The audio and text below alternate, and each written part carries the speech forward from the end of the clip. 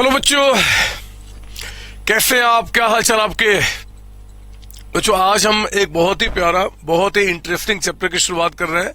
Chapter का नाम है आपका डेप्रिसिएशन अकाउंटिंग, और ये डेप्रिसिएशन अकाउंटिंग एज पर ए10 लिखने का रीजन सिर्फ एक ही है कि पहले जब आपका हम लोग मतलब हमारे टाइम पे ये डेप्रिसिएशन का डीलिंग एज पर A6 हुआ करता था। पहले की बात बता रहा हूँ, A6 जब आपका डेप्रिसिएशन में था, फिर A6 जो है अकाउंटिंग स्टैंडर्ड 6 उसको डिलीट कर दिया गया और उसको मर्ज कर दिया गया A10 के अंदर में।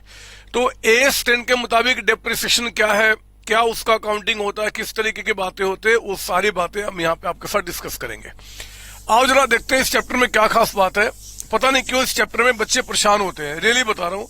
जैसे जैसे चैप्टर बढ़ेगा ना, वैसे वैसे क्या होगा कि बच्चे जो होते हैं वो खास इस चैप्टर में परेशान होते हैं, उनका कॉन्सेप्ट यहाँ पे क्लियर नहीं होता। लेकिन मैं आपको विश्वास दिलाता हूँ कि ये चैप्टर जैसे जैसे आगे बढ़ेगा, आपको यानी कि हमारे प्यारे बच्चों को ये चैप्टर बहुत सिंपल लगेगा और सिंपल लगना शुरू हो जाएगा। मैं आपको प्रूफ करता हूँ। लिखिए मेरे साथ यहाँ पे थोड़ा सा, फिर मैं आगे कहानी को बढ़ाता हूँ। लिखेंगे आप यहाँ पे पॉइंट नंबर 1 लिखिए थोड़ा सा, फिर इसको हम समझाते हैं। लिखेंगे, कहते हैं कि डेप्रिसिएशन, लिखिए यहाँ पे, depreciation is charged on all depreciable asset। मेरे साथ साथ लिखेंगे आप लोग, on all depreciable assets on its depreciable value,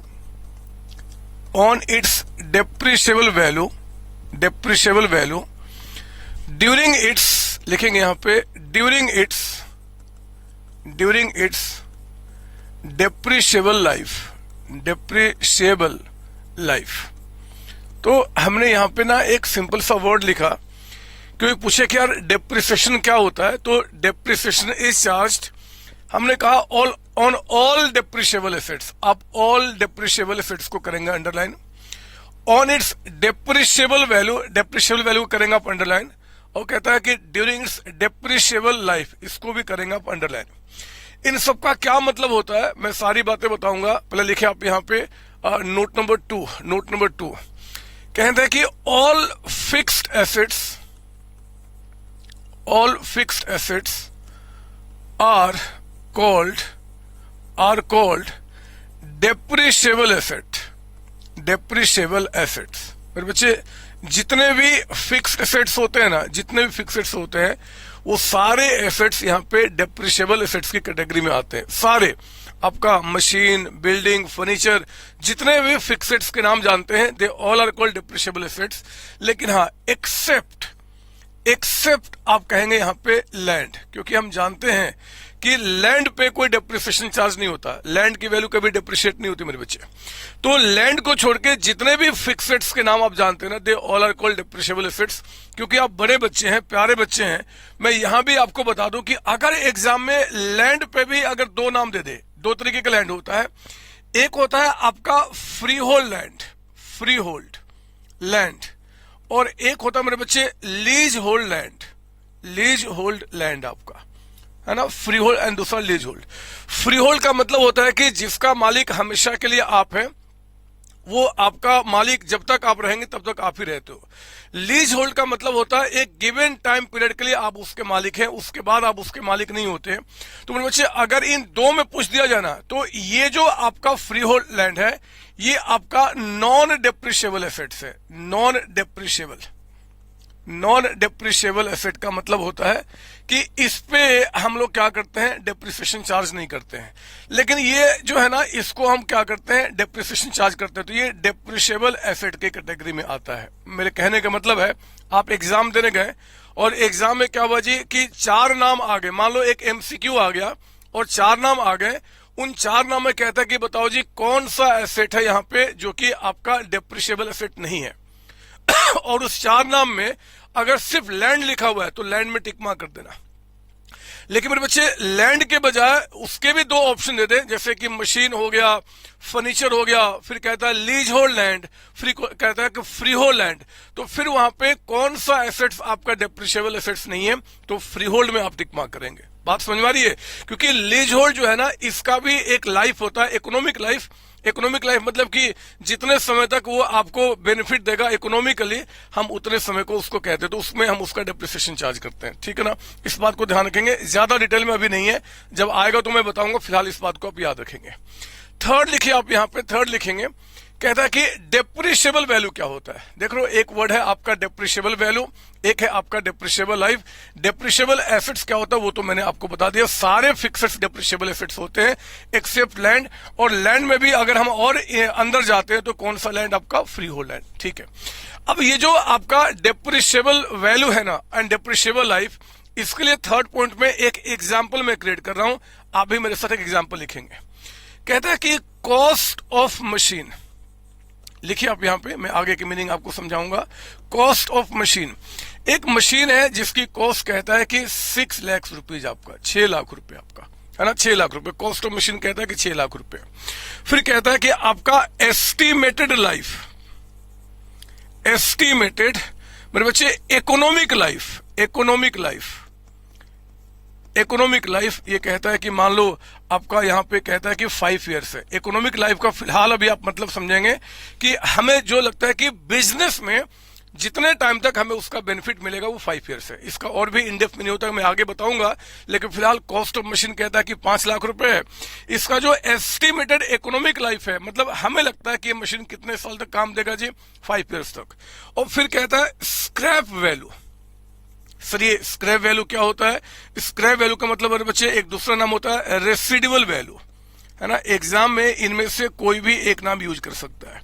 और मान लो ये कहता है कि आपका यहाँ पे रुपीज, सपोज दैट कि मैं ले लेता हूँ 2 लाख रुपीज का अमाउंट, आपका 2 लाख रुपए, 2 लाख। सर ये स्क्रैप वैल्यू या रेसिडुअल वैल्यू क्या होता है मेरे बच्चे?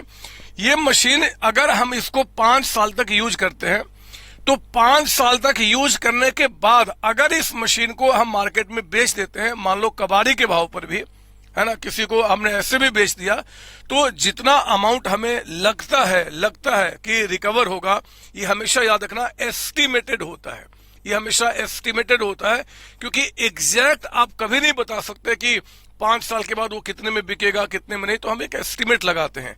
वो एस्टिमेट मान लो आपका यहाँ पे 2 लाख रुपए का है, तो मशीन अगर 6 lakh rupees, estimated economic life कहता है कि 5 ईयर्स, और इसका एस्टिमेटेड स्क्रैप वैल्यू या रेसिडुअल वैल्यू कहता है कि 2 लाख रुपए, बोलता है कि कैलकुलेट डेप्रिसिएशन। आपको यहाँ पे डेप्रिसिएशन निकालना है, क्या निकल के आ रहा है? पर ईयर आपका डेप्रिसिएशन कितना होगा। मेरे प्यारे बच्चों, सॉल्यूशन में ध्यान रखना, अगर आपको क्वेश्चन में यहाँ पे जो इंफॉर्मेशन है उसके बेसिस पे डेप्रिसिएशन निकालना है, आपको डेप्रिसिएशन आपका पर ईयर क्या होगा, तो डेप्रिसिएशन निकालने का फॉर्मूला होता है डेप्रिशिएबल वैल्यू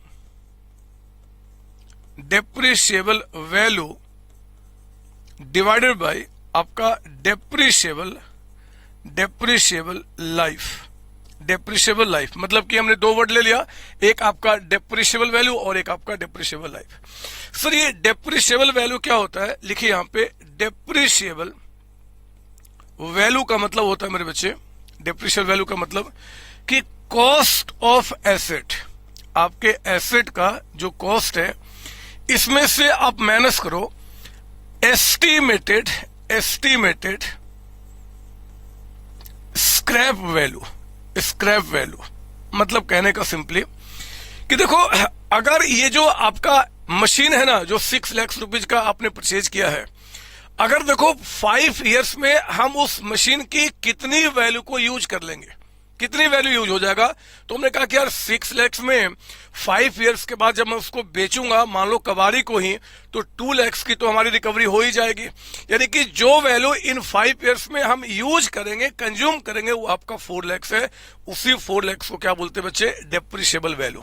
तो डेप्रिशिएबल वैल्यू क्या निकल के आ गया, जरा बताओ। एसेट्स की कॉस्ट कितनी है? 6 लाख रुपीज। ये वर्ड आपको ध्यान रखना है, क्योंकि इसी पे पूरा चैप्टर आपका टिका हुआ है। और जो हमारा स्क्रैप वैल्यू है मेरे बच्चे, वो कितना बता रहा है? 2 लाख रुपीज।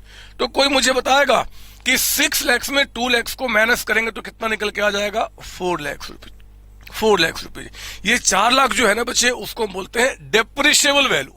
मतलब कि जो एसेट का इकोनॉमिक लाइफ है उसमें जितनी वैल्यू हम यूज कर जाएंगे वो कितना निकल के आया, 4 लाख रुपीज। इसके बाद एक वर्ड है आपका यहाँ पे क्या जी, डेप्रिशिएबल लाइफ। लिखेंगे आप, इसके नीचे लिखे, मैं वहां लिखता हूं, आप इसके नीचे लिखेंगे, मैं यहां लिखता हूं कि डेप्रिशिएबल लाइफ क्या होता है। डेप्रिशिएबल लाइफ का मतलब होता है बच्चे सिंपली यहाँ पे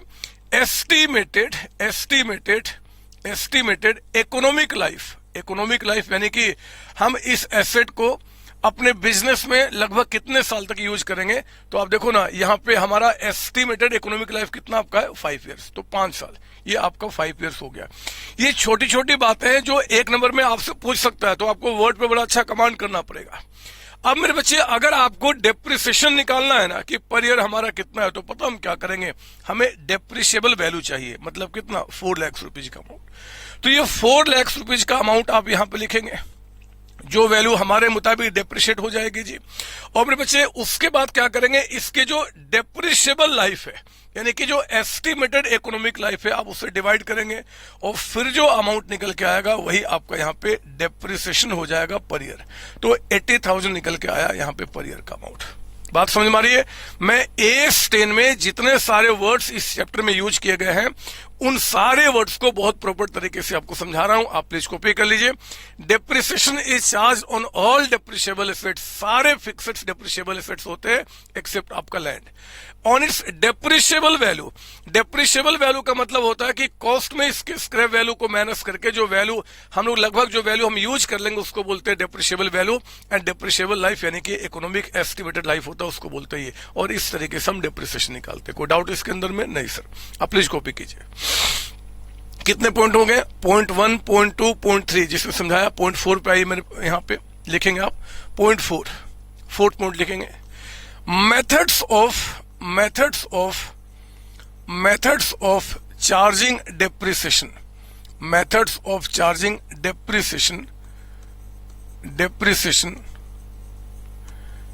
as per AS10 accounting standard 10 के मुताबिक हमारे पास कौन कौन से मेथड है मेरे बच्चे? 3 मेथड है यहाँ पे। नंबर A लिखेंगे आप यहाँ पे, स्ट्रेट लाइन मेथड, हम इसको शॉर्ट में SLM भी कहते हैं। SLM आपका स्ट्रेट लाइन मेथड, इसी का मेरे बच्चे दूसरा नाम होता है ओरिजिनल कॉस्ट मेथड। ये चैप्टर आपने बचपन में पढ़ा हुआ है, आई थिंक जब 11वीं क्लास में थे, लेकिन चैप्टर वो नहीं है, वो वहां पे आप छोटे बच्चे थे, छोटे बच्चे के जैसा आपने पढ़ा था। यहाँ पे बहुत वास्ट चीजें हैं मेरे बच्चे, बहुत कॉम्प्लेक्स चीजें आएंगी, उसके लिए सारी बातें आपको समझना पड़ेगा। तो SLM हो गया, ओरिजिनल कॉस्ट हो गया, इसी को हम यहाँ पे फिक्स्ड इंस्टॉलमेंट मेथड भी कहते हैं। फिक्स्ड इंस्टॉलमेंट मेथड है ना, एग्जाम में से कोई भी नाम कह दे, आप समझ लेना कि तीनों का मीनिंग यहाँ पे सेम है। तो आपका स्ट्रेट लाइन, ओरिजिनल कॉस्ट या फिर फिक्स इंस्टॉलमेंट, ये पहला मेथड हो गया। नंबर B लिखेंगे आप यहाँ पे, कहता है कि रिटन डाउन वैल्यू, जिसको शॉर्ट में WDV मेथड कहते हैं इसको। इसी को मेरे बच्चे हम दूसरा नाम देते हैं आपका यहाँ पे डिमिनिशिंग वैल्यू मेथड, इसको हम डिमिनिशिंग वैल्यू मेथड के नाम से भी जानते हैं। और इसका एक तीसरा नाम है जिसको हम बोलते हैं रेड्यूसिंग इंस्टॉलमेंट मेथड। तो आप समझ लो ना, एग्जाम में कोई भी मेथड कह दे, तीनों का मीनिंग आपका सेम होता है। तो पहला हो गया SLM, दूसरा हो गया WDV, और तीसरा मतलब C लिखेंगे यहां पे मेरे बच्चे, आपका प्रोडक्शन यूनिट मेथड।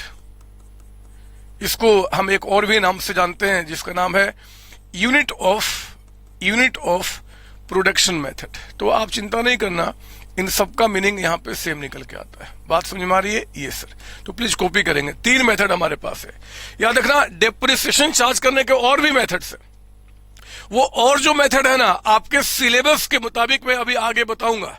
लेकिन मेरे बच्चे आज की जो हमारी क्लास है, आज का जो हमारा कॉन्सेप्ट है, वो कंप्लीटली AS10 के मुताबिक जितनी सारी बातें कही गई है उनके ऊपर है। तो अभी हम उन्हीं की चर्चा करेंगे और दूसरा कुछ भी नहीं। 3 मेथड यहाँ पे है हमारे पास डेप्रिसिएशन चार्ज करने के। ये तीनों मेथड क्या है इसको मैं समझाता हूं आपको एक एग्जाम्पल के थ्रू। एग्जाम्पल 1 पीछे था, एग्जाम्पल 2 यहां लिखिए, ठीक है ना। एग्जाम्पल 2 कहता है यहाँ पे क्वेश्चन में, कॉस्ट ऑफ मशीन। मान लो जिस मशीन पे आप डेप्रिसिएशन चार्ज कर रहे हैं उस मशीन का मेरे बच्चे कॉस्ट कहता है कि यहाँ पे 5 लाख रुपीज है, कुछ भी हो सकता है, दिमाग से मैं निकाल रहा हूं यहाँ पे। और क्वेश्चन में रेट ऑफ डेप्रिसिएशन दिया हुआ है, रेट ऑफ डेप्रिसिएशन, यानी कि हमें जो डेप्रिसिएशन चार्ज करना है वो किस रेट से, वो मान लो कहता है कि 10% के हिसाब से आपको डेप्रिसिएशन चार्ज करना है। 10% के हिसाब से ये रेट ऑफ आपका डेप्रिसिएशन दिया हुआ है, ठीक है ना। कहता है कि कैलकुलेट डेप्रिसिएशन, लिखिए मेरे साथ, calculate depreciation by number 1 SLM method. पहला मेथड आपका क्या है जी, एसएलएम। एंड दूसरा कहता है कि यहाँ पे WDV method, written down value method आपका, इससे कहता है कि आप डेप्रिसिएशन चार्ज करो। सुनो ना मेरी बात ध्यान से, हमने अभी 2 मेथड को एक साथ लिया है। तीसरा मेथड क्या है, वो कैसी बातें करता है, उसको अलग से देखेंगे, वो भी हमारा कवर होगा, उसके लिए एक अलग एग्जाम्पल रखेंगे और वहां पे काम खत्म करेंगे। फिलहाल मेरे बच्चे ये 2 मेथड जो है ना उस पे कैसे डेप्रिसिएशन चार्ज होगा वो मैं आपको दिखाता हूं। और कुछ भी नहीं कर रहा, अभी तो बस बचपन की जो बातें हैं ना उन्हीं बातों को मैं याद दिला रहा हूं, ठीक है ना। तो आप लिखेंगे यहाँ पे, देखो जरा हम लोग डेप्रिसिएशन कैसे चार्ज करते हैं। अगर हमें डेप्रिसिएशन चार्ज करना है मेरे बच्चे, तो हमें क्या करना होता है जी, कि एक हमें एसेट्स का कॉस्ट देखना होता है, कॉस्ट ऑफ एसेट आपका, है ना, कॉस्ट ऑफ एसेट। जरा मुझे बताइए, अगर मैं यहाँ पे चार्ज करता हूँ, कॉस्ट ऑफ एसेट्स कितना यहाँ पे है, 5 लाख रुपीज। ये 5 लाख रुपए का अमाउंट यहाँ पे आपका दिया हुआ है, 5 लाख रुपीज। अगर मैं एसएलएम मेथड से, स्ट्रेट लाइन मेथड से अगर मैं डेप्रिसिएशन चार्ज करता हूं ना, तो जो आप डेप्रिसिएशन चार्ज करेंगे यहाँ पे फर्स्ट ईयर के एंड में, यानी कि 1 साल गुजरने के बाद, वो 5 लाख का कितना, 10%। तो जरा बताओ 5 लाख का 10% कितना हो गया सर, 50,000। अच्छा मुझे बताओ 5 लाख में 50,000 का एसेट्स आपका डेप्रिशिएट हो गया, अब उसकी वैल्यू कितनी बच गई, 4,50,000। मेरे प्यारे बच्चों, इस 450 को कहते हैं हम रिटन डाउन वैल्यू इसका नाम देते हैं हम। इसको एक और भी नाम से जानते हैं, शायद आपको पता होगा, that is called book value. यानी कि अब हमारे एसेट की वैल्यू बुक में कितनी बची है, तो 450। ये वर्ड्स याद रखना, क्योंकि जब मैं बड़े बड़े क्वेश्चन कराऊंगा ना, जहां पे कॉम्प्लेक्स क्वेश्चन आएगा, ये वर्ड आपको बहुत हेल्प करने वाले हैं। तो हमने कहा कि एसेट की कॉस्ट 5 लाख रुपीज है, डेप्रिसिएशन हमने 50 चार्ज किया। इस डेप्रिसिएशन को चार्ज करने के बाद उसका रिटन डाउन वैल्यू, जो वैल्यू राइट डाउन किया गया, मतलब जो बचा हुआ वैल्यू कितना है जी, 450। अगर हम यहाँ पे डेप्रिसिएशन मेरे बच्चे अब हम सेकेंड ईयर के एंड में चार्ज करते हैं, दूसरे साल के एंड में, तो अगेन अगर वो एसएलएम मेथड है, स्ट्रेट लाइन, ये क्या था, स्ट्रेट लाइन का ही अगला नाम क्या है, ओरिजिनल कॉस्ट मेथड। याद रखना, इस मेथड के अंदर में हम जब भी डेप्रिसिएशन चार्ज करते हैं तो एसेट्स के ओरिजिनल कॉस्ट यानी कि 5 लाख पे चार्ज करेंगे। अगेन 5 लाख का 10% बताओ कितना आपका हो जाएगा, 50,000 का अमाउंट। तो मुझे बताइए कि 450 में 50 चार्ज गया, कितना अमाउंट बच गया, 4 लाख रुपीज आपका। अगेन इसको क्या बोलेंगे, आपका बुक वैल्यू या रिटन डाउन वैल्यू, जो भी बोल दीजिए आप, यहाँ पे बुक वैल्यू यहाँ पे निकल के आया कितना जी, 4 लाख का। अगर आप थर्ड ईयर का डेप्रिसिएशन चार्ज करते हैं, थर्ड ईयर का, तो थर्ड ईयर का मेरे बच्चे अगेन जो डेप्रिसिएशन चार्ज होगा वो कितने पे, 5 लाख पे, यानी कि 50,000। आप तो कसम खा लो कि अगर एसएलएम मेथड है तो जब भी डेप्रिसिएशन चार्ज करेंगे उसके कॉस्ट पे, बताओ इसकी वैल्यू कितनी बच गई, 3,50,000। और इस 350 को हम क्या बोलेंगे, बुक वैल्यू या written down value at the end of third year, है ना। तो हर एक साल का डेप्रिसिएशन चार्ज करने के बाद उसकी वैल्यू कितनी बची हुई है, हम उसको क्या बोलते हैं, बुक वैल्यू। प्लीज कोप कीजिए, ये एसएलएम मेथड था। एसएलएम में क्या होता है कि जब भी हम डेप्रिसिएशन चार्ज करते हैं तो एसेट्स की कॉस्ट पे चार्ज करते हैं, एसेट्स की कॉस्ट पे। आप कहो तो मैं इसको ऐसे बना दूं क्या, मैं इसी को ऊपर लिख देता हूं यहाँ पे जी, एसएलएम मेथड। मेथड तो हो ही गया एसएलएम यानी कि। तो एसएलएम से हमने क्या क्या यहाँ पे क्वेश्चन सॉल्व किया, यहां से ये नाम हटा देता हूं, इसी के आगे मैं आपको दिखा देता हूं आपका दूसरा मेथड भी। ये लीजिए, ये पहला मेथड था मेरे बच्चे, और जो हमारा सेकेंड मेथड है यानी कि WDV method, written down value method, अब मैं आपको दिखाता हूं कि उस पर डिप्रिसिएशन कैसे चार्ज होगा। सुनो ना, मशीन कितने की है? 5 लाख की, स्टार्टिंग में 5 लाख रुपए। पहले साल का फर्स्ट ईयर का जो डिप्रिसिएशन होगा ये हमेशा क्या होगा जी, उसके कॉस्ट पे चार्ज किया जाएगा, नो डाउट। तो 5 लाख का 10% कितना हो गया आपका? 50,000 का अमाउंट। ये 50,000 निकल के आ गया। 50 माइनस करने के बाद वैल्यू कितना बच गया? 4,50,000, 450। जो सेकेंड ईयर का डिप्रिसिएशन चार्ज किया जाएगा by written down value method, ये खुद कह रहा है रिटन डाउन वैल्यू। जो वैल्यू आपने राइट डाउन किया है ना बच्चे, यानी कि 450, हम इस पे क्या करते हैं? डिप्रिसिएशन चार्ज करते हैं। तो मुझे बताओ कि 450 पे 10% के हिसाब से डिप्रिसिएशन कितना हो जाएगा? 45,000 रुपीज। 45 यहां पे हमेशा क्या करते हैं? हम कॉस्ट पे चार्ज करते हैं। यहां पे क्या जो वैल्यू बच गया, अब मुझे बताओ 450 में 45 माइनस किया, वैल्यू कितना बच गया? 4,05,000। इसका 10% यानी कि 40,500, इसको चार्ज करने के बाद वैल्यू कितना रह गया?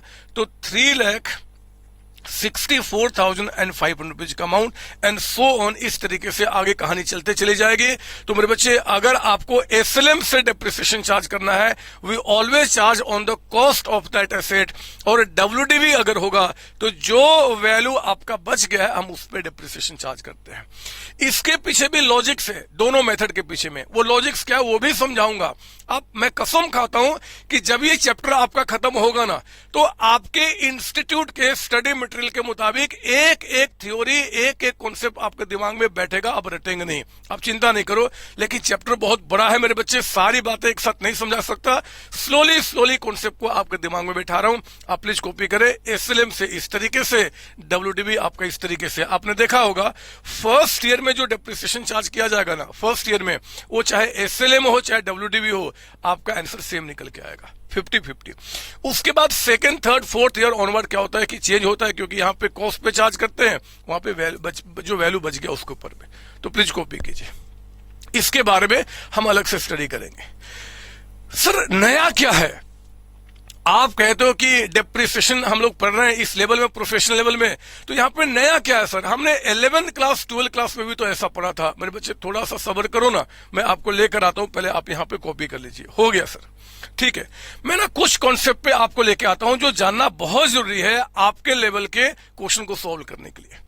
पता है, जब भी हमने डिप्रिसिएशन चार्ज करने की बात की ना बच्चे, जब भी बात किया डिप्रिसिएशन चार्ज करने का, तो एक वर्ड यहां पे यूज हुआ आपका कॉस्ट। अब देखो यहां भी कॉस्ट यूज हुआ।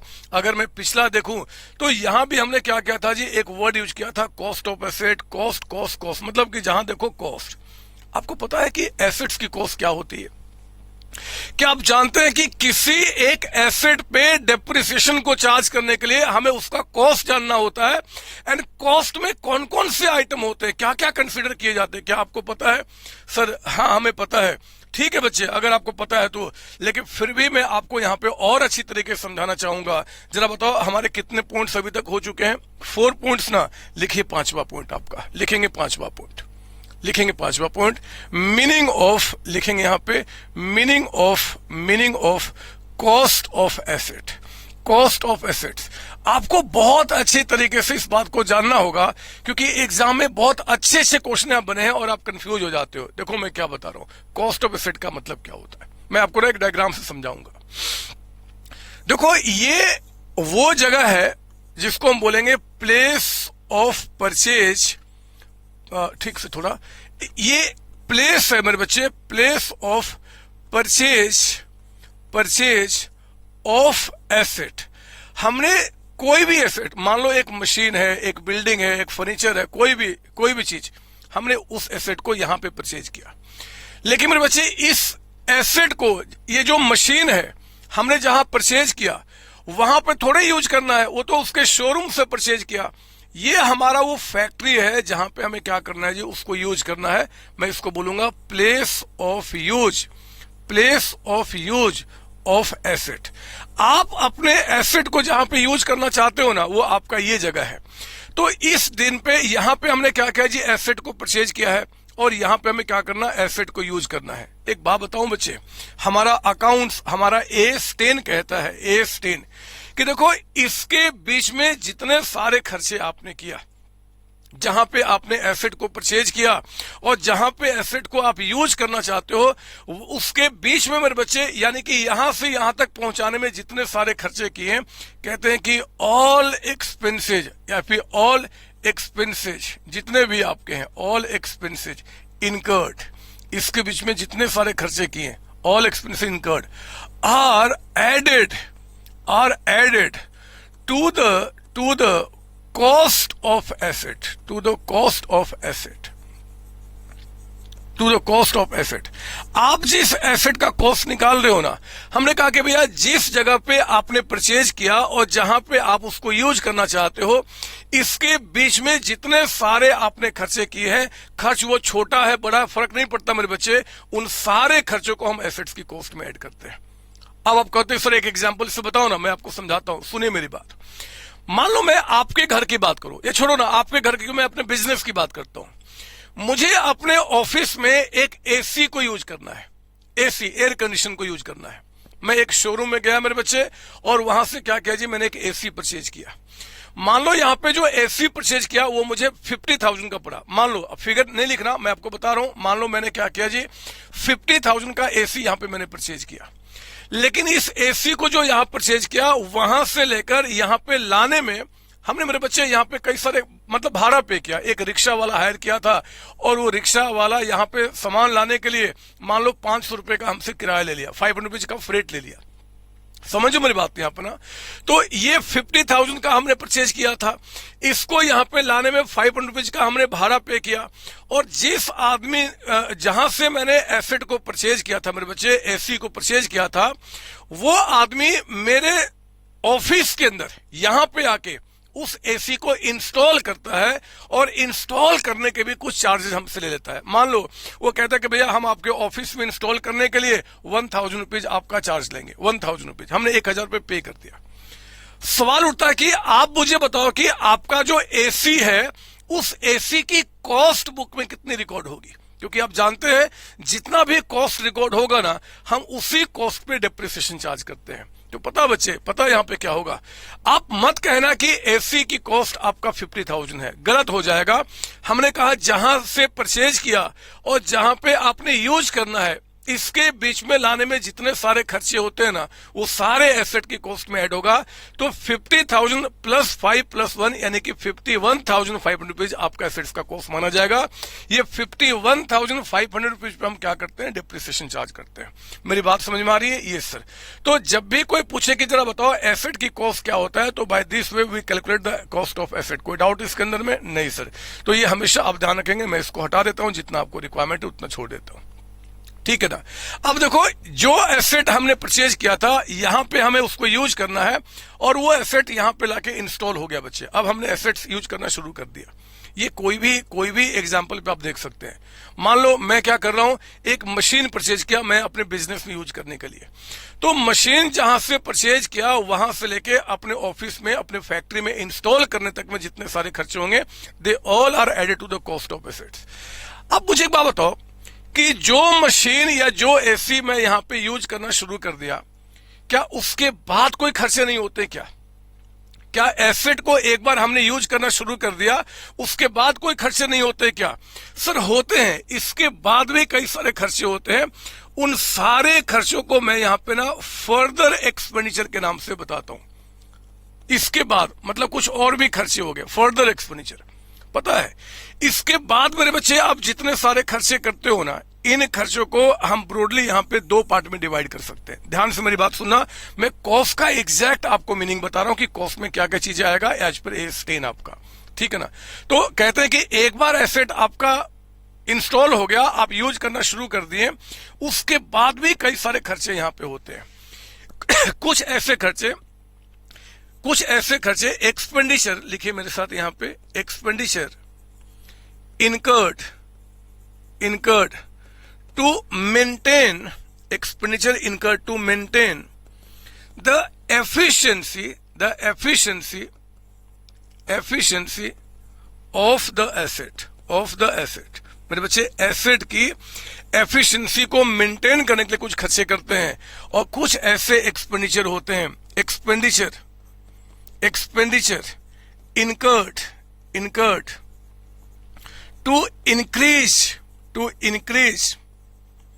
the efficiency of the asset। आप समझो मेरी बात यहां पे मेरे बच्चे, जो भी खर्चे हम लोग अब करेंगे ना, एक बार एसेट्स आपका यूज होना शुरू हो गया, उसके बाद भी कई सारे खर्चे होते हैं। अब जितने भी फर्दर एक्सपेंडिचर होंगे, हमने उनको दो पार्ट में डिवाइड किया। कुछ ऐसे खर्चे होंगे जिससे आपके एसेट का जो करंट एफिशिएंसी है ना, वो मेंटेन रहेगा। जैसे कि मैं आपको एग्जांपल बताता हूं। देखो, मेरे पास एक बिल्डिंग है और इस बिल्डिंग में मैं अपना ऑफिस रन कर रहा हूं। अब सोचो कि क्या ये बिल्डिंग, जिसमें कि मैंने एक बार उसमें यूज करना शुरू कर दिया, क्या अब इस बिल्डिंग में मेरे कोई खर्चे नहीं होते हैं? क्या होते बच्चे? डेली बेसिस पे कुछ ना कुछ खर्चे होते हैं, डेली या मंथली या कुछ भी ऐसा आपका। कभी कभी हमने इस पे पेंटिंग करा दिया, कहीं कुछ टूट फूट गया तो उसको हमने सही करा दिया, कहीं पे कुछ हमने लिख दिया था वो खराब हो गया तो उसको फिर से सही कराया हमने। तो पता है, ये जो खर्चे कर रहा हूं ना, मैं उसमें पेंटिंग करा रहा हूं, रिपेयरिंग करा रहा हूं, ये छोटे मोटे खर्चे होते हैं। और इन खर्चों को करके मैं क्या कर रहा हूं जी, अपने ऑफिस के एफिशिएंसी को मेंटेन कर रहा हूं। ये खुद जज कर सकते हो आप कि कोई भी खर्चे अगर मैं इनकर्ड करता हूं जिससे मेरे एसेट का एफिशिएंसी मेंटेन होता है, इंक्रीज नहीं होता। सर, इंक्रीज का क्या मतलब है? मैं इंक्रीज का मतलब बताता हूं। पता, अभी मेरे ऑफिस में मान लो 60-70 लोगों के बैठने का इंतजाम है, 60-70 लोग बैठ सकते हैं।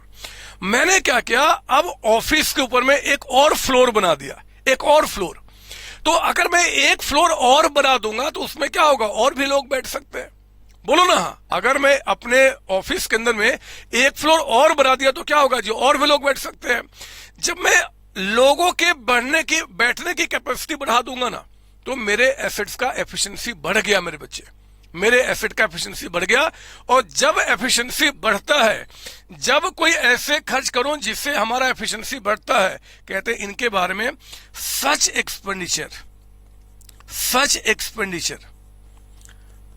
expenditure are also added to the cost of asset।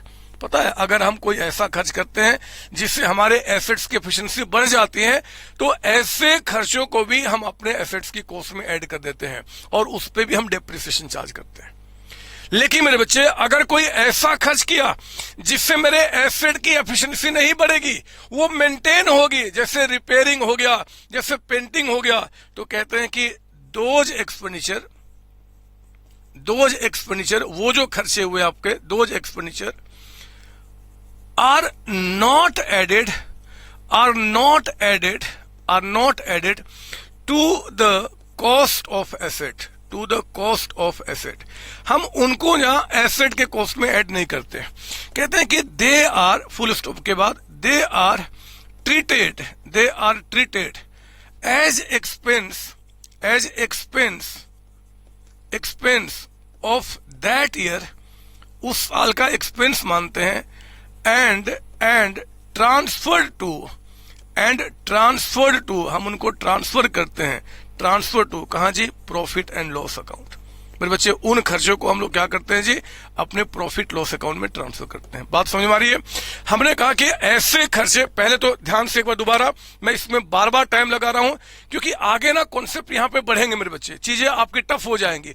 तो पहले से आप दिमाग यहां पर लेके चलिए कि हमारे संतोष सर ने कहा है कि देखो जी, एसेट को जब आपने परचेज किया, तो परचेज करके जहां भी आप उसको यूज करने वाले हो, वहां तक लाने में जितने सारे खर्चे करोगे ना, वो सारे खर्चे एसेट की कॉस्ट में ऐड होते हैं, सारे खर्चे एसेट की कॉस्ट में ऐड होंगे।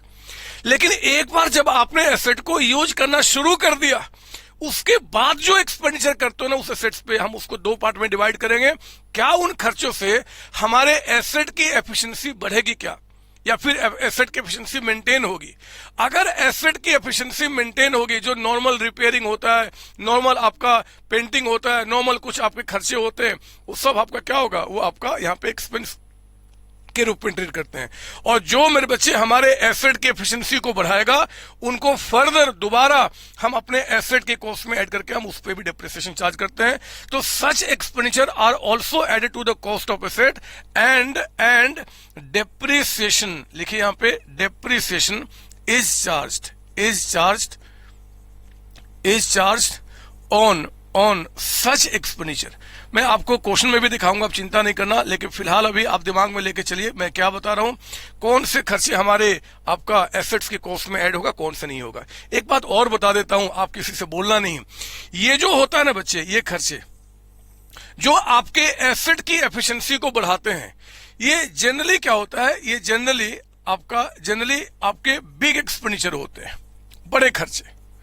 तो जो बड़े खर्चे होंगे ना वो कंफर्म्ड है एसेट्स की एफिशिएंसी को वही बढ़ाएगा जो बड़ा खर्च होता है। सर बड़े खर्च का मतलब क्या, मतलब जो आपका एसेट है ना उस एसेट के कॉस्ट से अगर कंपेयर करेंगे तो लगभग वो बड़ा खर्च दिखेगा।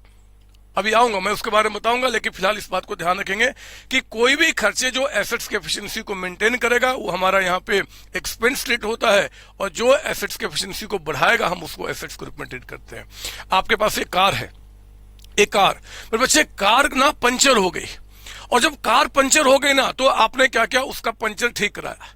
तो मुझे बताओ कि पंचर को ठीक कराने से क्या कार की एफिशिएंसी बढ़ गई? क्या पंचर ठीक कराने से जहां पे कार में 5 लोग बैठ सकते थे वो 10 लोग बैठना शुरू हो जाएंगे क्या? नहीं सर, ऐसा नहीं होगा। तो ऐसे खर्च ना रेवेन्यू यानी कि एक्सपेंस ट्रीट किए जाते हैं। मेरे बच्चे कार में आपका था ना वहां पे पेट्रोल इंजन था, पेट्रोल इंजन, लेकिन हुआ क्या ना कि कार का जो पेट्रोल इंजन था ना आपने सोचा यार बहुत तेल खा रही है, चलो इसको सीएनजी में कन्वर्ट कर देते हैं। आपने उसके इंजन को कन्वर्ट करके सीएनजी इंजन में कन्वर्ट कर दिया। तो सीएनजी इंजन में कन्वर्ट करने से आपके कार की एफिशिएंसी बढ़ गई, जहां पे आपका जो पैसे खर्च होते थे कार को रन करने में अब वो कम हो जाएगा, और कम खर्च में अब ज्यादा अच्छी तरीके से रन कर पाएंगे। तो ऐसे खर्चे जो होते हैं ना हम एसेट्स की कॉस्ट में ऐड करते हैं और एसेट्स की एफिशिएंसी को बढ़ाते हैं। तो ये डायग्राम आपके लिए बहुत हेल्प करेगा इस बात को समझने के लिए। अभी आगे कई सारे एग्जाम्पल आएंगे, मैं खुद आपको इस डायग्राम को दिखा के पूछूंगा कि बताओ कि एसेट्स की एफिशिएंसी बढ़ रही है कि मेंटेन हो रही है, और अकॉर्डिंगली आप काम करेंगे। प्लीज कॉपी कर लीजिए, यहाँ पे ये कॉपी कर लीजिए। तो meaning of cost of assets क्या होता है वो मैंने आपको बता दिया ना। अब मैं आपको एक एग्जांपल दूंगा, यहाँ पे मैं सोचता हूं कि यहीं पे एक एग्जांपल दूं। हमारे 2 एग्जांपल हुए थे ना, आप लिखिए मेरे साथ यहाँ पे एग्जांपल नंबर 3 लिखेंगे आप यहाँ पे एग्जांपल नंबर 3, थर्ड एग्जांपल। यहाँ पे थर्ड एग्जांपल कहता है, थर्ड एग्जांपल में कि परचेज प्राइस, लिखिए मेरे साथ यहाँ पे purchase price of fixed assets, कोई भी एसेट है, कोई मशीन ले लूं क्या, ऑफ मशीन। मेरे बच्चे मशीन जो आपने, चलो ना आपके लाइफ में जो यूज होता है, मैं कार की बात कर लेता हूं। एक कार है मेरे बच्चे, उसका परचेज प्राइस मान लो कि आपको 6 लाख रुपए पड़ा, 6 लाख रुपए है ना, 6 लाख रुपए का कार परचेज किया आपने। और कहता है कि 6 लाख का जो आपने कार परचेज किया, इसके बाद यहां पे कहता है कि आपका हमने जो पे किया, आपका रोड टैक्स पे किया, रोड टैक्स, ये रोड टैक्स मेरे बच्चे आपका 1 लाख रुपीज पे किया गया, 1 लाख। मैं आपको बता दूं ये जो रोड टैक्स होता है ना ये हमेशा 1 टाइम पेमेंट होता है, मतलब आप अपने एसेट पे सिर्फ एक बार पे करते हैं, जिसको हम बोलते हैं आपका क्या जी, रोड टैक्स। यहाँ पे तो 6 लाख रुपए का कार था, रोड टैक्स आपका 1 लाख रुपए हो गया, 7 लाख रुपए आपके हो गए। इसके बाद कहता है कि आपने ना कार का करा लिया इंश्योरेंस करा लिया मेरे बच्चे। ये इंश्योरेंस आपने क्या किया, 50,000 रुपीज खर्च किया, 50,000 रुपए आपका। मान लो जो कार आपने परचेज किया है उस पर 50,000 रुपीज आपको इंश्योरेंस कराना पड़ा। मैं बता दूं ये जो इंश्योरेंस होता है ना ये पर एनम होता है। आप पूछ लेना अपने मम्मी पापा से, जब आप बड़े हो जाएंगे खूब सारे पैसा कमाने लगेंगे, जब आप गाड़ी परचेज करेंगे तो आप देखेंगे कि गाड़ी का जो इंश्योरेंस होता है ना बच्चे वो आपको हर एक साल कराना पड़ता है। तो कहता है कि परचेज प्राइस ऑफ कार आपका 6 लाख था, जो कार पे आपने रोड टैक्स पे किया वो 1 लाख रुपीज है, और इंश्योरेंस जो आपने पे किया वो 50,000 आपका। बोलता कि कैलकुलेट, आपको कहता है कि जरा बताओ कैलकुलेट कॉस्ट ऑफ एसेट। आप मुझे बताइए कि जो आपका कार है उसका कॉस्ट कितना रिकॉर्ड होगा, कार की कॉस्ट। सुनिए मेरी बात ध्यान से, ये आपने क्या किया मेरे बच्चे, हमें ये देखना होगा। जिस एसेट को परचेज किया वो परचेज से लेकर यहां पे यूज करने लायक बनाने तक में, पता क्या होगा, ये जो कार है ना, एक तो उसका परचेज प्राइस लीजिए, परचेज प्राइस, ये परचेज प्राइस जो आपका है ऑफ कार, वो कितना बता रहा आपको यहाँ पे 6 लाख रुपीज, ठीक है।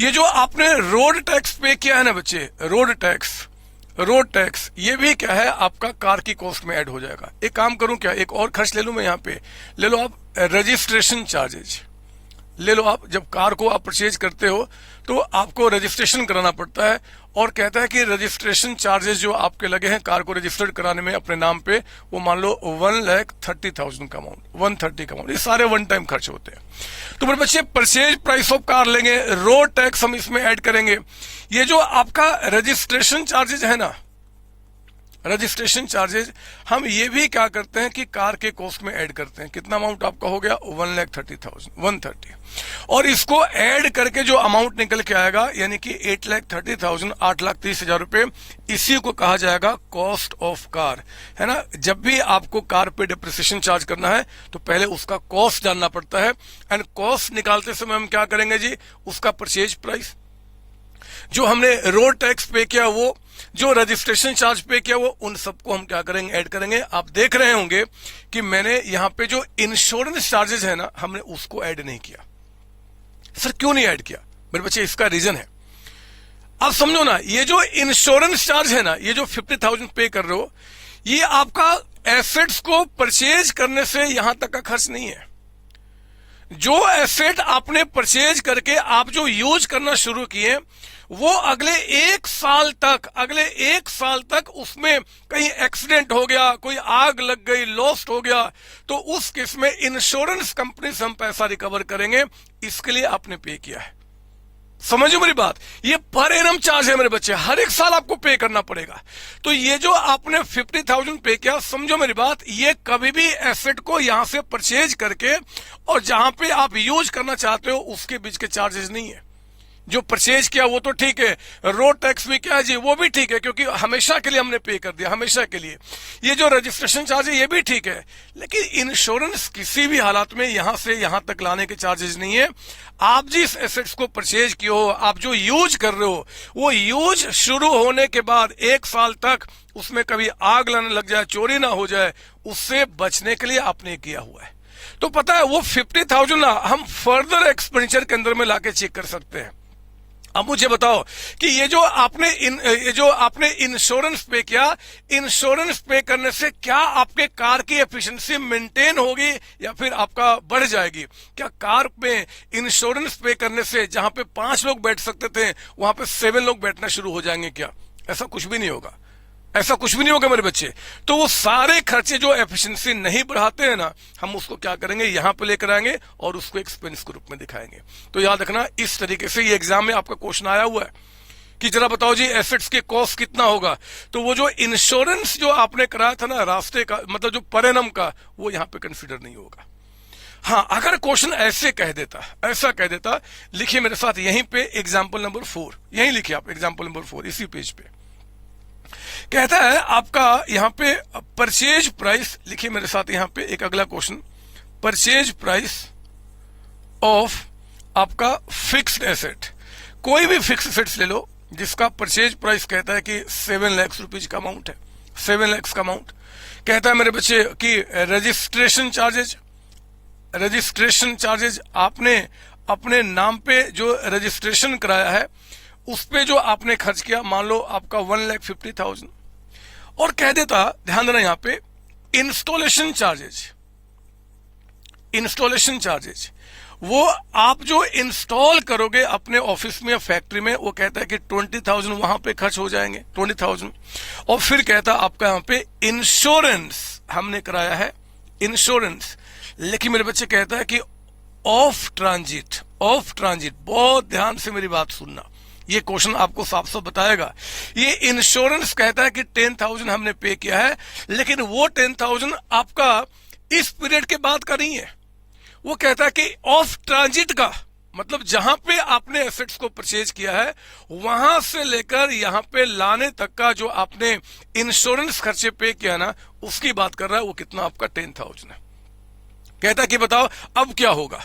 तो मेरे बच्चे अब कोई दिक्कत नहीं है, अगर आपको यहाँ पे कॉस्ट ऑफ एसेट्स को निकालना है इस क्वेश्चन के अंदर में, तो लिखिए मेरे साथ यहाँ पे इसका सॉल्यूशन। इसका कॉस्ट क्या निकल के आएगा जी, आप तो एक परचेज प्राइस लेंगे, परचेज प्राइस, और ये परचेज प्राइस कितना बता रहा आपका 7 लाख रुपीज का अमाउंट, आपको 7 लाख रुपए। ये जो रजिस्ट्रेशन चार्जेज है वो भी आप इसमें ऐड करेंगे। मतलब मेनली पता मैं क्या बोलना चाहता हूं, मैं मतलब AS10 क्या बोलना चाहता है, अरे वो सारे खर्चे जो वन टाइम होते हैं ना, वन टाइम पहली बार जो खर्चे किया आपने और वो बार बार रिपीट नहीं होंगे, उनको ऐड करो। उनको इंस्टॉल करना भी बार बार थोड़ा ही होगा यार, तो जो इंस्टॉलेशन चार्जेज आपके हैं ना उनको भी कहता है कि आप यहां पे ऐड करो, और वो कितना बता रहा आपका 20,000 का अमाउंट। मुझे बताओ ये जो आपने इंश्योरेंस कराया है, क्या ये इंश्योरेंस आपका वन टाइम होगा या फिर ये भी हर एक साल होगा? क्योंकि मेरे बच्चे अगर हर एक साल होगा तो वो तो खर्चे एफिशिएंसी मेंटेन करने के लिए हो गया, और अगर वो वन टाइम होगा तो वो खर्चे इस पीरियड के बीच का, इस जगह का बोला जाएगा। अगर हमने ट्रांजिट का कराया तो जहां पे एसेट्स को परचेज कर रहे हैं और जहां पे उसको हमें यूज करना है, इसके बीच के खर्चे कहे जाएंगे। तो मुझे बताओ कि अगर आपने ट्रांजिट का कराया है तो क्या वो इसके बीच का खर्च है क्या? ये सर इसी के बीच का खर्च है। तो पता है क्या करूंगा, उस 10,000 को भी मैं यहां पे ऐड कर दूंगा। और अब जो हमसे कहा जाएगा कि बताओ एसेट का कॉस्ट कितना है, कॉस्ट ऑफ एसेट यानी कि जिसपे डेप्रिसिएशन चार्ज करना मेरे बच्चे, वो कितना हो गया 8,80,000 का अमाउंट, आपका 880 का अमाउंट। तो इस तरीके से एसेट का कॉस्ट निकाला जाता है। आप मेरी बातें समझ रहे हो ना मैं क्या बता रहा हूं? अरे बोलो ना हाँ, क्या आपको कहीं कोई दिक्कत तो नहीं हो रही ना? मैंने आप देखो अभी तक की पूरी क्लास में कुछ भी आपको नहीं पढ़ाया, कुछ भी नहीं मेरे बच्चे। हमने सिंपल शब्दों में सिर्फ आपको इतना बताया कि देखो एसेट्स जब भी हम डेप्रिसिएशन चार्ज करते हैं तो we charge on all depreciable assets during its depreciable life on its depreciable value. अब डेप्रिशिएबल एसेट्स क्या होते हैं? सारे फिक्स्ड डेप्रिशिएबल एसेट्स होते हैं। हमने सिर्फ लैंड को छोड़ दिया मेरे बच्चे, और लैंड में भी किसको? हमने फ्री होल्ड लैंड को छोड़ दिया। हमने कहा डेप्रिसिएशन चार्ज करना on depreciable value. Depreciable value का मतलब क्या होता है? जो भी एसेट्स का कॉस्ट होगा, कॉस्ट, उसमें से स्क्रैप वैल्यू को माइनस करना है। हम ये कॉस्ट कितना लेंगे, वही कॉस्ट तो मैं आपको समझा रहा हूं। कॉस्ट का मतलब कि आप ऐसा कह दो कि परचेज के टाइम पे पहली बार जितने सारे खर्चे किए ना, और अगर लेमैन कोई ऐसा इंसान जिसको अकाउंट्स नहीं आता, वो आपसे पूछ दे कि जरा बताओ जी कि एसेट्स की कॉस्ट में क्या क्या ऐड होगा, तो कहना कि परचेज जहां पे किया, जहां पे हमें यूज करना है, इसके बीच में जितने सारे खर्चे किए, हाँ वो वन टाइम खर्च होना चाहिए। एक बार, बार बार वो खर्च नहीं होते आपका, वन टाइम खर्च, उनको एसेट्स की कॉस्ट में ऐड कर देना। आप बोलते हो कि सर ये डेप्रिसिएशन का कॉन्सेप्ट आया क्यों, और क्यों आप सिर्फ वन टाइम खर्चे यहां पर लेने की बात कर रहे हो? इसका भी रीजन है मेरे बच्चे। पता नहीं आप ये चीज आप जानते कि नहीं जानते। थोड़ा जब आप बड़े हो जाएंगे या फिर आप बड़े हो गए हैं तो आप टैक्स वहां पे पढ़ेंगे, या टैक्स मतलब टैक्स वाले सर आपको बताएंगे। मैं थोड़ा सा कॉन्सेप्ट आपको यहां पे बताना चाहता हूं कि आखिर डेप्रिसिएशन का कॉन्सेप्ट आया क्यों। अगर वो कॉन्सेप्ट सुन लो ना तो फिर ये बात मुझे पढ़ाने की रिक्वायरमेंट ही नहीं थी। मैं आपको समझाता हूं कि आखिर ये जो जन्म हुआ ना, जन्म जो हुआ किसका जी, आपका जन्म जो हुआ, जन्म ऐसे बोलते हैं, जन्म जो हुआ किसका जी, ऑफ डेप्रिसिएशन कॉन्सेप्ट, वो कहां से हुआ मैं थोड़ा सा आपको समझा दूं कहां से हुआ। सुनो मेरी बात, आप जानते हैं तो भी अच्छी बात है, नहीं जानते तो भी अच्छी बात है। आप सुन लो मेरे साथ, मेरी बात समझ में आ जाएगी। पता है मैं ना अपनी बात करता हूं, आपके संतोष सर की मैं अपनी बात करता हूं। मैं बिजनेस कर रहा हूं मेरे बच्चे। मैं बिजनेस क्या कर रहा हूं? मैं एजुकेशन सेक्टर के अंदर हूं। हर एक इंसान, मैं, आपके मम्मी, आपके पापा, आपके जो भी बड़े भाई बहन, रिलेटिव, जितने लोग इस दुनिया में हमारे इंडिया में कमाते हैं, उन सबको गवर्नमेंट को टैक्स पे करना होता है। हर एक आदमी पे करता है। पापा मम्मी सब पूछ लो, आप भी कल को जब अपनी डिग्री कंप्लीट कर लेंगे और आपके इसी कंपनी में आप जब कमाएंगे खूब सारे पैसे, तो आपको भी गवर्नमेंट को टैक्स पे करना पड़ेगा। तो पता है गवर्नमेंट क्या बोलती है? कुछ इस तरीके से। देखो उन्होंने मुझे क्या बोला है, उन्होंने कहा कि देखो संतोष सर एक काम करो कि आप ना अपना प्रॉफिट निकालो कि आपने एक साल में कितना कमाया। हमने कहा कि देखो जी एक साल में जो बच्चों को पढ़ाया ना, तो मैं क्या कमाता हूं, फीस ही तो कमाता हूं। मैंने कहा कि देखो जी 8 लाख रुपीज, 8 लाख रुपए का मैंने फीस कमाया है। 8 लाख रुपए मैंने अपने बच्चों से क्या किया, रेवेन्यू लिया, मतलब फीस लिया। गवर्नमेंट ने कहा कि ठीक है, एक काम करो, आपने 8 लाख फीस लिया ना, 8 लाख में टैक्स पे कर दो। हमने कहा कैसी बात करते हो? अरे 8 लाख रुपए जो बच्चों से एक साल में फीस कलेक्ट किया, एक साल का प्रॉफिट निकालते हैं, तो हमने सारे 8 लाख थोड़े ही कमा लिए यार। इसको कमाने में हमें कितने सारे हमने खर्चे भी किए हैं।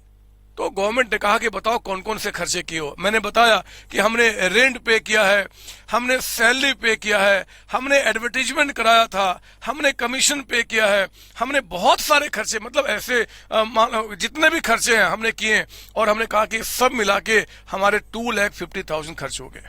मतलब कि जो हमने एक साल में बिजनेस किया ना बच्चे, उस बिजनेस को करने में जितने सारे खर्चे किए वो कितना किया? 250।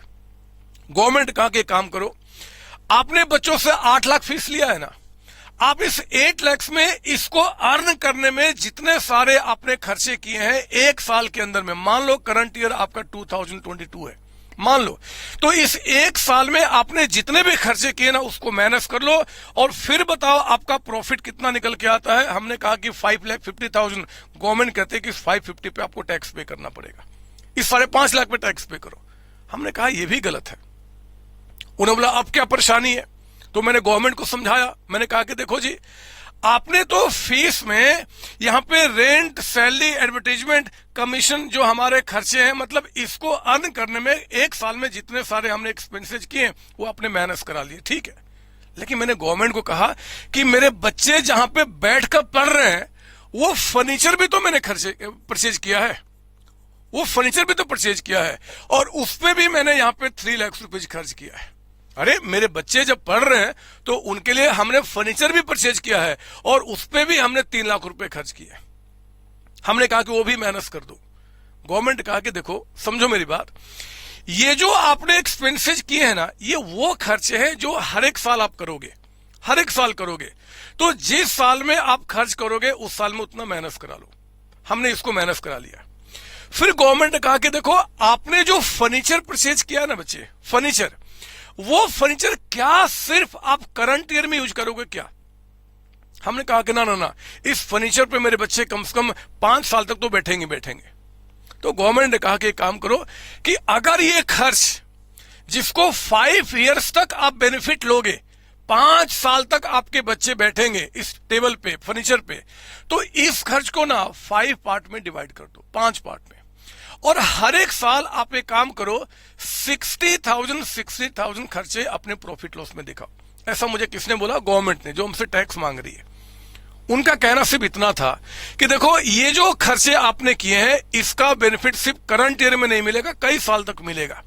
इसलिए आप ये क्या करो, इस खर्च को 5 पार्ट में डिवाइड करो और हर एक साल आपको अगर यहाँ पे एक्सपेंस दिखाना भी है तो आपको क्या करना है, 60,000 आपको दिखाना है, ना कि पूरे 3 लाख रुपए।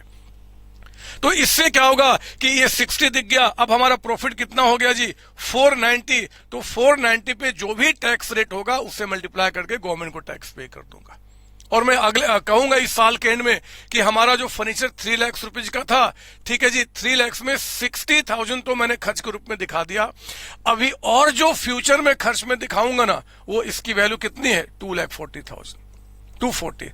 तो मेरे बच्चे बैलेंस शीट में अब हम 240 सिर्फ एसेट्स के रूप में दिखाते हैं। फर्नीचर जो 3 लाख का हमने परचेज किया था उसमें 60,000 यानी कि जो वैल्यू हम ऑलरेडी एक्सपेंस के रूप में दिखा चुके हैं, अब हम उसको बैलेंस शीट में नहीं दिखाते। हम बोलते हैं भैया फिर 240 आपका। फिर अगले साल क्या होगा जी? अगले साल के प्रॉफिट लॉस में फिर से हम एक्सपेंस कितना दिखाएंगे? 60,000। और नेक्स्ट ईयर का जो बैलेंस शीट बनेगा, इस 240 में 60 को माइनस करके अब हम कितना दिखाएंगे? 180 दिखाएंगे। मेरे कहने का मतलब है मेरे प्यारे बच्चों, जो फर्नीचर है ना, फर्नीचर वो एक ऐसा कॉस्ट हमने इनकर्ड किया था जिस कॉस्ट का कई साल तक बेनिफिट मिलेगा। हमारे गवर्नमेंट ने कहा कि ऐसे खर्चों को किसी एक साल में ही अपना प्रॉफिट निकालते समय माइनस करने के बजाय उसको पार्ट पार्ट में आप दिखाइए।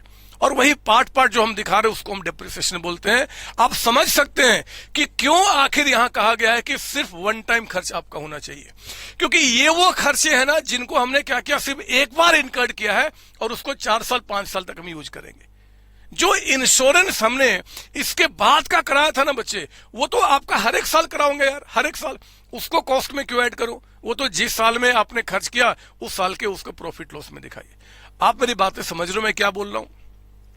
अरे आपको समझ में आ रहा मैं क्या बोलना चाह रहा हूं? डेप्रिसिएशन का कॉन्सेप्ट आया कहां से? क्यों डेप्रिसिएशन कॉन्सेप्ट को इंप्लीमेंट किया गया अकाउंट्स के अंदर में? आपको मेरी बातें समझ में आ रही है कि नहीं? जल्दी से मुझे बताएं, जल्दी से बताएं, ये बात आपको समझ में आ रही कि नहीं आ रही? जल्दी से बताएं। सर आ रही सर, अब मैं समझ गया आप क्या बोलना चाहते हो कि इस कॉन्सेप्ट को हमें यहां पे ध्यान में रखते हुए जब हम कॉस्ट को जज करेंगे कि हमारे कॉस्ट में क्या क्या आएगा, तो इसके बीच के सारे खर्चे हम क्या करेंगे, एसेट्स की कॉस्ट में ऐड करेंगे, बशर्ते कि वो खर्च आपका जो है वन टाइम होना चाहिए और वो हमें हमेशा बियर करना है, तो इसलिए हम उसको ऐड करेंगे। ठीक है ना? इसके बाद जो खर्चे आपके होंगे, कोई भी खर्च जो हमारे एफिशिएंसी को मेंटेन करेगा वो हमारा एक्सपेंस है। हाँ, हमारे एसेट की एफिशिएंसी बढ़ जाती है, हम ऐसे खर्चों को क्या करेंगे, एसेट्स की कॉस्ट में ऐड करेंगे। इतना सा तो फर्क है, इतनी सी तो बात है और फिर काम खत्म। कोई डाउट इसके अंदर में? नहीं सर। ठीक है, बातें भी और आएंगी, हम देखेंगे, फिलहाल यहां तो कॉपी कर लीजिए।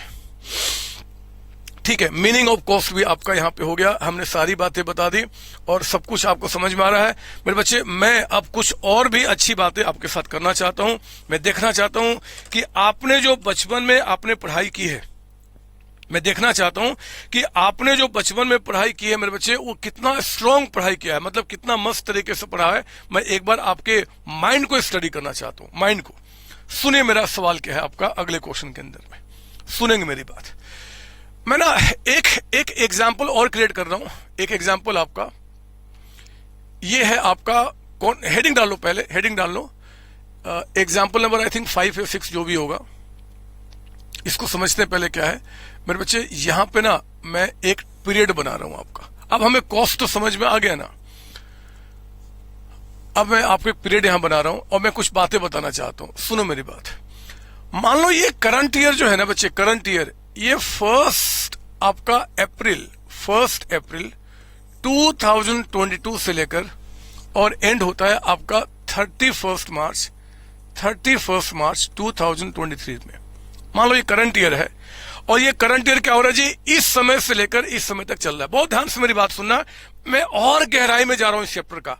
हमने कॉस्ट तो जान लिया ना कि एसेट्स की कॉस्ट क्या होता है, हमने कॉस्ट निकाल लिया। कॉस्ट निकालने के बाद मेरे बच्चे अब सुनो अगला पॉइंट क्या है। ये मान लो हमारा करंट ईयर है, जिस साल का हमें डेप्रिसिएशन चार्ज करना है। एक बार क्या हुआ यहां पे मेरे बच्चे, यहां पे मतलब कि 1 जून 2022 को इस दिन क्या हुआ कि मान लो मैंने एक ट्रक परचेज किया, न्यू ट्रक, नया ट्रक। मैंने यहां पे क्या किया जी, एक न्यू ट्रक परचेज किया। सर ये डायग्राम हम भी बनाए? यस, आप भी बनाएंगे। एक न्यू ट्रक परचेज किया, ये डायग्राम आप मेरे साथ बनाए और लिखे जैसे मैं लिख रहा हूं, एक एग्जांपल क्रिएट कर रहा हूं। एक नया ट्रक परचेज किया और इसको मेरे बच्चे 7 लाख में परचेज किया हमने, 7 लाख रुपए। आपने कभी नया ट्रक देखा है क्या? नया ट्रक कैसा होता है? अरे आपने कभी नया ट्रक देखा बच्चे? अगर आपने देखा तो अच्छी बात है, अदरवाइज मैं एक इमेजिनेशन क्रिएट कर रहा हूं, आप उसके थ्रू समझने की कोशिश कीजिए कि नया ट्रक कैसा दिखता है। जब आप शोरूम से नया ट्रक लेकर आओगे ना, तो पता क्या होता है, ट्रक के आपके टायर होते हैं, उनके चक्के होंगे 6-8 जितने भी होते हैं। ट्रक का मेरे बच्चे आगे में स्टीयरिंग भी होता है, जिस स्टीयरिंग को आप पकड़ के मतलब कि ट्रक को चलाएंगे। लेकिन ट्रक का जो बॉडी होता है ना, जो चेसिस, जो बॉडी जिसमें हम सामान लोड करते हैं, वो उसमें नहीं होता।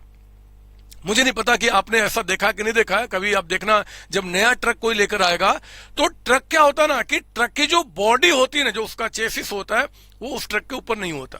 तो आपने क्या किया, ऐसा एक ट्रक जिसमें टायर थे, उसमें इंजन था, उसमें स्टीयरिंग था, उसमें ब्रेक था, लेकिन उसकी बॉडी उसमें फिट नहीं थी, ऐसा ट्रक आपने क्या किया, 7 लाख को परचेज किया 1 जून को। फिर मेरे बच्चे मैं इस ट्रक को लेकर चला गया एक बॉडी फिट करने वाले के पास। मैं गया, बोला कि बॉडी फिट करने वाले भैया, इस ट्रक में एक अच्छी सी बॉडी फिट कर दो ना। तो वो आदमी ने कहा कि ठीक है, इस ट्रक को मेरे पास छोड़ दो, मैं इसकी बॉडी फिट करके आपको दे दूंगा। और मेरे बच्चे उसने क्या किया, 1 जून के बाद 1 जुलाई 17 जुलाई, मान लो 17 जुलाई, मान लो 17 जुलाई को क्या किया जी, वो ट्रक पे उसने बहुत अच्छी सी एक बॉडी फिट कर दी, उसका डेंटिंग पेंटिंग कर दिया, पीछे में तेरा मुंह काला नहीं लिखा होता ट्रक के पीछे में, वो सब कुछ लिख के तैयार कर दिया। कब किया जी, आपका 17 जुलाई को। बहुत ध्यान से मेरी बात सुनना, मैंने ट्रक को मेरे बच्चे 1 जून को परचेज किया था, लेकिन 17 जुलाई को ट्रक जो है ना वो आ गया है रनिंग कंडीशन में। रनिंग कंडीशन का मतलब होता है, रनिंग कंडीशन का मतलब कि अब मैं उसको बिजनेस में यूज कर सकता हूं, वो बिजनेस में यूज करने लायक हो चुका है मेरे बच्चे। वो कौन दिन था आपका? 17 जुलाई को। तो यहां पे अब वो ट्रक प्रॉपर दिख रहा है जिसपे कि हम सामान लोड कर सकते हैं, लेकिन पता नहीं क्यों अभी हमारे बिजनेस उसकी रिक्वायरमेंट थी नहीं, हमारे बिजनेस उसकी कोई रिक्वायरमेंट नहीं थी।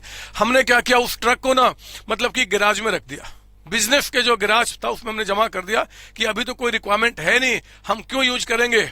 और एक बात बताऊं, मैंने क्या किया यहां मेरे बच्चे, 1 नवंबर को 2022 को मैंने उस ट्रक का स्टार्ट किया एक्चुअल यूज।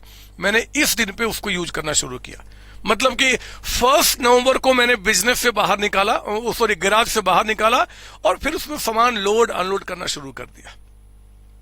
मेरा सवाल आपसे सिर्फ इतना है कि एक बात बताओ कि अगर 31 मार्च को हमें डेप्रिसिएशन अच्छा, ये आपका ट्रक कितने का था? 7 लाख का। नो डाउट कि जब रनिंग कंडीशन में आया तो वो जो बॉडी फिट करने वाला आदमी था उसने कुछ पैसे लिए होंगे, मान लो 2 लाख रुपए मैंने यहाँ पे और खर्च कर दिए, किया ना। वो आपका जो ट्रक है उस पर बॉडी फिट किया, 2 लाख रुपए उस पर और खर्च हो गए।